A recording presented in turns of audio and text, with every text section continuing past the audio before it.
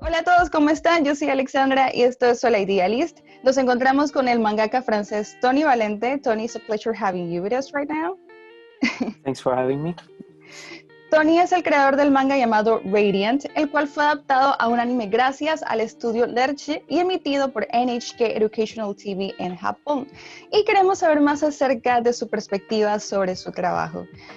So Tony, first of all, what was your inspiration to be a mangaka, and what were your favorite mangas? I think I began manga with watching anime on TV first, and then I read the manga that the anime came from. So that was Ranma. I don't know if you're familiar with Ranma. Yes. and Dragon Ball. Those two manga were the first mangas that I read, and they impact my work in a deep way. Mm-hmm. And then I read a lot of French comic books, bande dessinée, like we call it in France. Okay. And but the manga always remained the source of all of that. The roots of my passion for this industry per se. So when I hit the age where I was able to produce something myself, I started with French bande dessinée. Yes, then to achieve. I did Radiant. Yeah, that was a goal in my career, saying one day I would do a short manga like I like to read. Okay. So thanks to Dragon Ball and Ranma.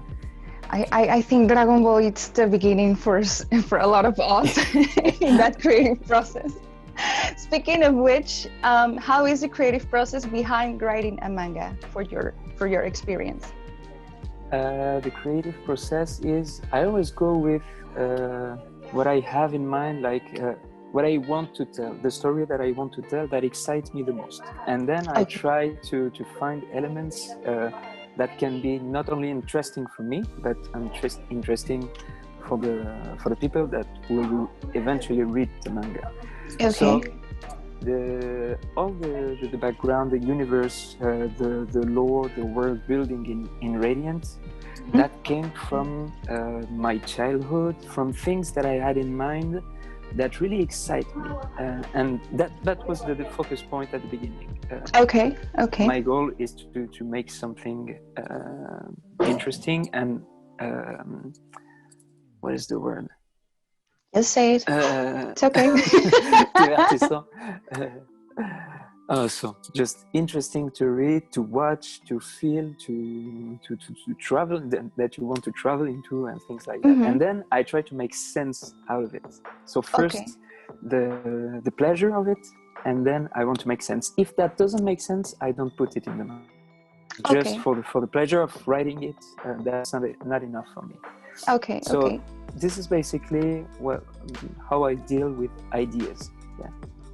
I mean, if it makes sense to you, it should make sense to the audience. So maybe that's that's the thing. Yeah. Okay, yeah, and I get want it. to have fun with it, and I want the audience to have fun with it too. Yeah, of course. That's the thing. I think that should be the point for creating anything for us.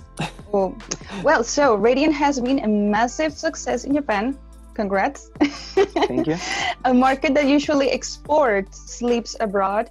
How was the process for Radiant to arrive in the land of the rising sun? That was thanks to a publisher there, a publisher, a small publishing company that used to publish foreign titles in Japan. So that was comic books, French comic books too, and things like that. And for the first time, he wanted to bring a manga outside of Japan. That was his first attempt. He wanted to make that with other titles, but the collaborators, that wasn't easy to give them the idea to start it. But with Radiant, they said yes, because that looked for them so much like a Japanese title. So appealing to the Japan industry.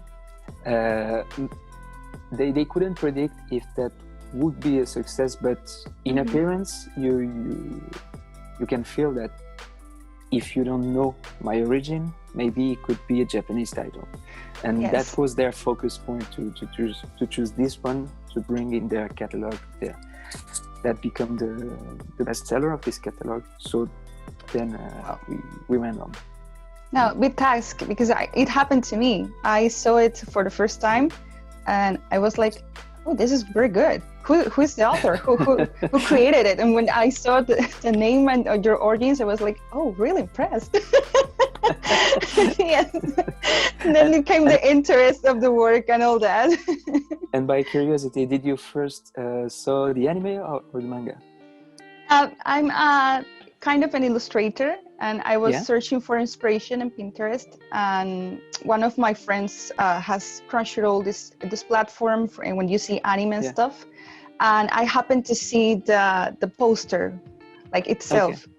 I'm kind of a nerd, a geek in that aspect. I don't see works if the drawing itself doesn't appeal to me, so I'm kind of in that aspect, and I just saw the poster and say, "Oh, I'm in love with this thing," and then start to catch with the characters in Google, because you have like these specific illustrations of the characters, and I was like, "Oh, look at these lines and all that."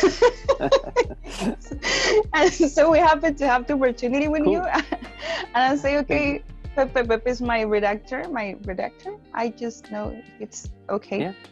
Okay. And I said, like, "Okay, Jose, Pepe, I'm gonna do the best. I'm gonna try my best. I'm gonna fangirl a little bit with this, but I'll try to get serious." So I'll just continue. The Radiant anime was also a success here in Latin America, and we could see it thanks to the platform Crunchyroll that I just mentioned earlier. How do you feel when you saw your work being adapted to an anime, like for the first time, the impression?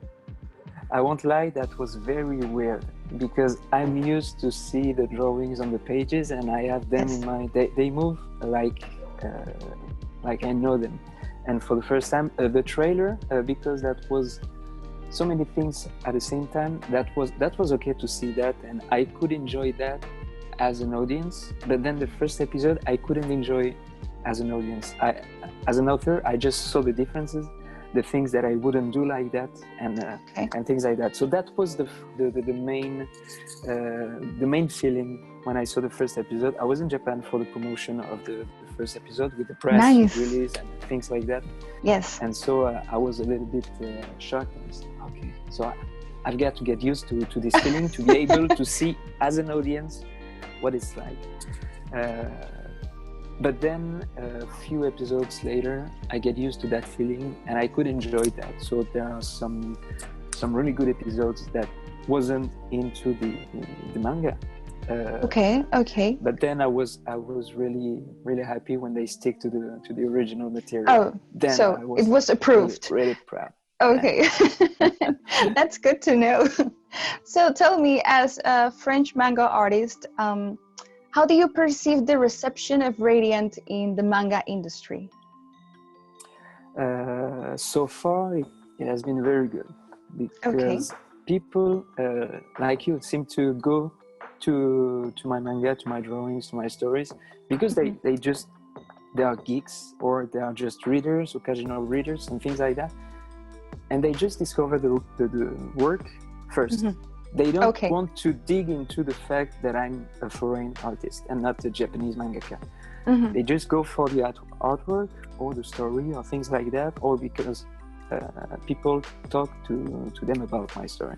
And then after that, most of the time, they discover that I'm not Japanese. That is the best for me, because the reception is honest, and when they like or don't like it, that is because of the work. The fact that I'm a foreign artist, that I'm not a Japanese mangaka, I don't think that I have a role into this equation, and that was my main concern before. Okay. Yeah, but hopefully that didn't happen, and now it's one of the many animes and manga that exists, and it's in the landscape of this big industry. Of course. That was my focus point. And is remember, let me tell you, people are talking about you. So in a good way, in a really good way. So you should be fine. You will be fine. For the last question, yeah, it's the last question. I won't bother you more than this. Oh, it's okay. Could you describe us your normal day as a mangaka, as a manga artist? How do you start your day? How does it end? Your process in mind? So my day starts at between 6 and 7 a.m. Okay. I'm in my studio. That is my studio. I work with other illustrators and people that work in a video game industry and things like that. We just share a space to be able to enjoy each other companies working. It's kind of a creative area, creative zone. Yeah. Okay, that's good. So I live like 10 minutes walking from the studio. So I wake up early, start my day between 6 and 7. Mm-hmm. I start by working. So if I'm writing a chapter, I start by trying to write a few pages. Okay. Then take a break to make breakfast, something like that here, and then I work all day long until ideally 5 p.m. But I'm always late, so this ideal schedule is not always like that. Also, I have a daughter, so I go home, take care of her, and things like that. And sometimes I start working again at 8:30 or 9, then until I'm in bed. Okay. And then the day after, that's it. I try to write one entire chapter, and then when the chapter is done, I work on the drawings and things like that. So ideally 2 or 3 days for writing a chapter, and then between 5 and 10 days to draw, ink it. Well, that's quick. I mean, for me, I don't know. We have to. Much of it, but we have to. Well, I know a little bit of the pressure. YouTube has give us a lot of information about some other mangakas and the level of stress, but yeah, I'm not into this level of stress because I'm not in a publication. I'm not in a Shonen Jump or things like that. I'm not in a magazine. So my schedule is just I'm the only one doing it. Even my publisher just asked me, when do you want to put the other out? That's really relaxed schedule. Yeah, I'm not, but so I make a hard schedule. I want to be sure to put two books out every year at least. I'm trying to make a third one every year. But that was the year I was supposed to do a third one, but COVID came in the game, and then yes, another contender. I had to quit my studio, things like that. Yeah, a new challenger, like in video games, you know. Maybe you can inspire yourself from this whole situation and hit that third book. I don't know. yeah, maybe. So I have inspiration, but the problem was the timing. I had to leave my studio, work at home without space and things like that. Distractions. But hopefully next year. Yeah, I mean, when it hits, it hits. So, well, we have reached the end of the interview. Thank you so much for your time, for your patience. Thank you for having me. Thank you. Your work is amazing, and we're glad that the work of more artists around the globe is being recognized from one of the most powerful countries in that field. So that's a lot. Thank you. Ese fue Tony Valente con Soul Idealist. Yo soy Alexandra. Esto ha sido toda la entrevista y nos vemos en la próxima.